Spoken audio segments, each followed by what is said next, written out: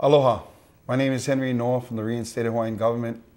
Tonight I have a special guest here with me that will be discussing basically two issues, two topics that we've had numerous discussions with. And, you know, I've never really spent time discussing the akakabill, you know, and some of the misnomers that are in the bill.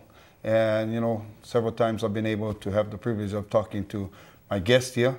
And I'd like to introduce him. Aloha, Brother Palani. Oh, Henry, good to be here. Mahalo for inviting me. Oh, you're welcome. Anyway, brother, you know, I just wanted to share my views of akakabill. And, you know, my first one is this, that the akakabill, you know, really puts us, I believe, at a disadvantage as far as trying to reclaim what is rightfully ours. And when I first read the bill 10 years ago, I mean, it was real obvious that it was being construed for us as Kanaka people to actually give up our inherent rights, you know. And that was my personal feeling. And back then, when I started to share that feeling with others, you know, I got mixed reactions from it. And that was from politicians, to, you know, just everyday people. And to my surprise, you know, I would have these so-called politicians, react just the opposite, you know, and they felt that the bill is actually there to help us, to assist us, you know. And you know, it started to give me more incentive, to try to outreach and share this akakabill with more people, you know, particularly our Hawaiian people, our Kanaka people.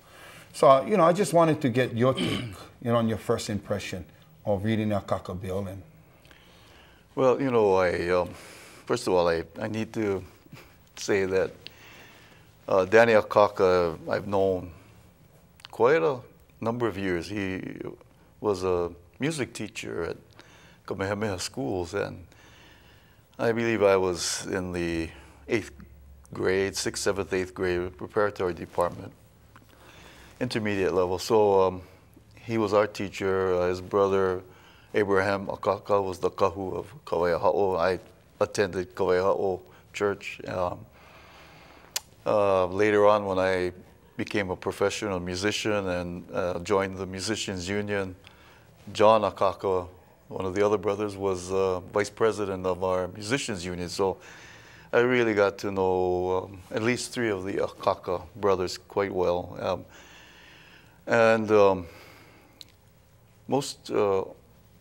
need to just kind of build this platform of where I come into this and why I come into this discussion. But you know, I back in when I was singing with the Sons of Hawaii, and you know, we would sing the Queen's compositions, and you know, it was enjoyable for us. We always felt, you know, the love of the Queen through the music, and we had quite a number of cross population of fans who were in the audience.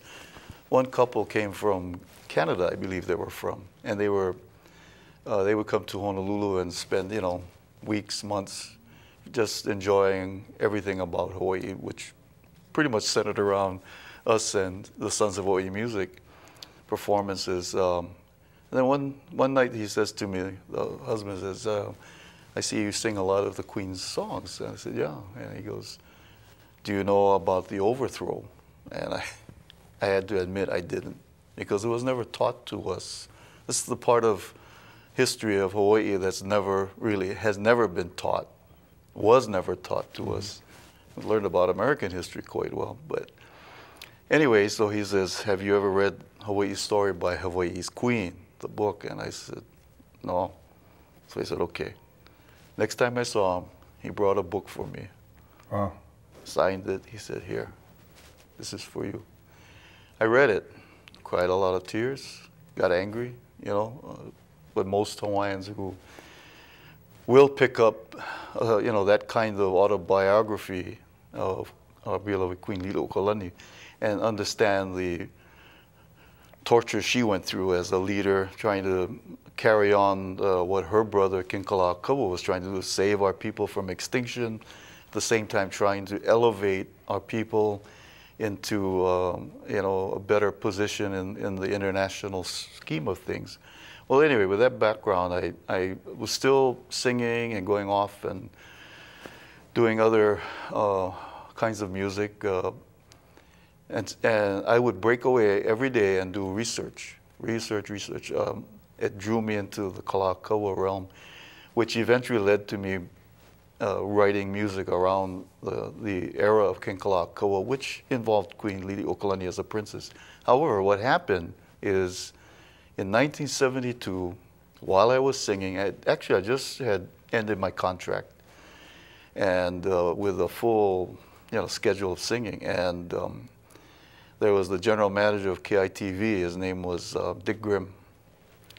He said, "Hey, you're always talking to me about helping Hawaiian people," and he said, "Okay, I want to give you a chance." And he invited me to the station, and I met some other Hawaiians who were members of what was called acronym ALOHA, which, as I recall, stood for Aboriginal Lands of Hawaiian Ancestry.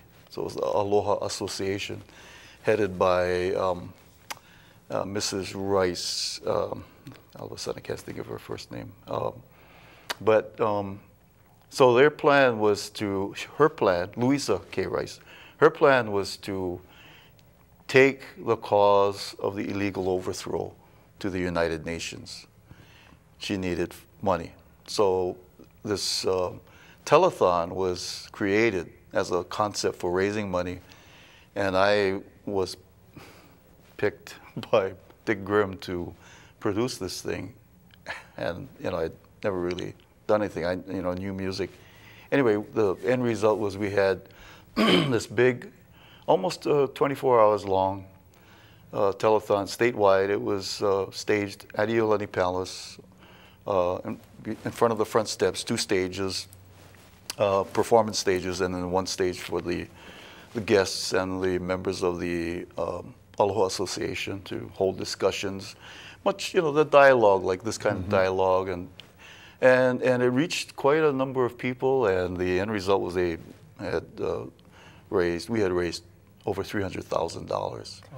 And then, you know, it was, for me, satisfying because I felt like I was able to contribute. I've always been a supporter of our restoration of sovereignty. So when I met you and you talked about the reinstated kingdom, that impressed me. I'm also quite familiar with some of the other groups. Now, all of us have the same message. All of us are concerned about our ability to survive, because truthfully, that's been the concern of our monarchs going way back when our people were dying. So when, even though King Kalakaua had issued the proclamation or the urging our people, holula hui, you know, increase the nation, make lots of babies. By the time he died, well, there were around 43,000, 45,000 alive at his time, and when he passed away, it was still around 43,000. It could have been far worse had he not caused our people to think seriously about having many children.